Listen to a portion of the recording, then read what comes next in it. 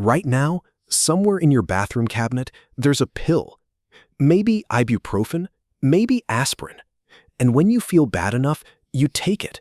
You don't think about it, you just take it. But for 300,000 years, that cabinet didn't exist. No pills, no doctors, no hospitals, no sterile rooms, no anesthesia, no phone to call anyone. Just you, the pain, and whatever your group knew how to do about it. So what did they do? The answer isn't what you'd expect, because ancient humans weren't helpless, and the evidence carved into their bones, locked inside their teeth, and buried in caves across 4 continents tells a story that rewrites everything we assumed about them. Let's start with what getting sick actually meant. In a hunter-gatherer world, illness didn't just threaten you, it threatened everyone. Early humans lived in small bands of 25 to 30 people. If a hunter went down, the group hunted short-handed. If a mother got sick, her children were in danger. Sickness wasn't a personal inconvenience. It was a collective emergency. And so our ancestors responded to it collectively. Penny Spikins, a senior lecturer in the Archaeology of Human Origins at the University of York, spent years examining the skeletal remains of more than 30 Neanderthals with visible injuries. What she found was not what the textbooks said. More than 80% of known Neanderthal remains show evidence of serious injury, broken bones, joint disease, degenerative damage. The physical record of brutally hard lives, and yet the bones healed. Over and over, the bones healed. That could only mean one thing. Someone helped them.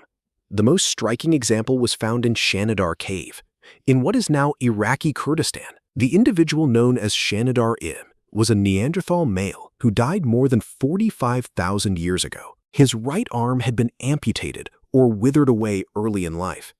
He had a bad limp. He was partially blind, partially deaf. He was also somewhere in his 40s when he died. Spikins put it plainly. He could not have made much of a contribution to his group, but he was looked after for 10 to 15 years. He wasn't abandoned when he became a burden. He was cared for by people who got nothing practical in return. That is not the story most of us learned about ancient humans. But the care wasn't just physical. They also had medicine. In 2017, an international team led by the University of Adelaide published a study in the journal Nature. They extracted ancient DNA from dental plaque preserved in the teeth of Neanderthals, found at El Cedrón Cave in Spain. Dental plaque is a time capsule. It traps food, microorganisms, and biological material, and fossilizes over tens of thousands of years. These teeth were still carrying their last meals. One individual stood out. His jawbone showed a visible dental abscess. His plaque contained DNA of a pathogen that causes severe gastrointestinal illness. He was sick, in serious pain. And the analysis showed exactly what he had been consuming: poplar bark. Poplar contains salicylic acid, the active ingredient in aspirin, and something else was in his plaque: penicillium, the mold from which we derived penicillin.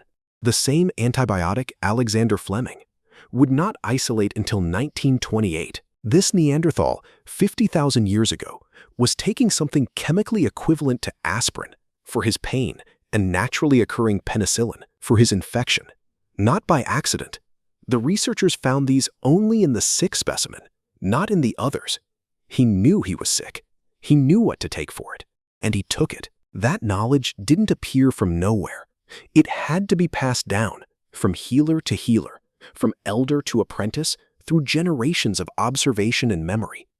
In virtually every hunter-gatherer group studied by modern anthropologists, there is one person, someone with specialized knowledge of plants and their effects, someone the group turns to when things go wrong: shaman, medicine man, herbalist.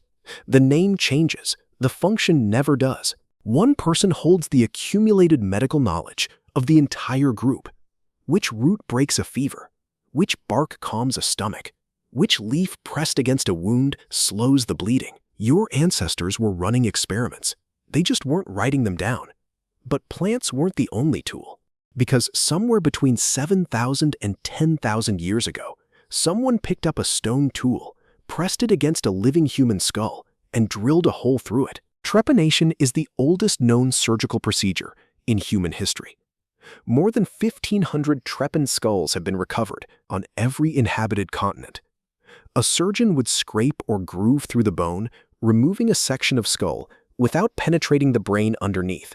And here is the part that stops most people cold. At a burial site in France dated to 6500 BCE, 40 out of 120 prehistoric skulls showed evidence of trepanation. The edges of the holes tell you who survived.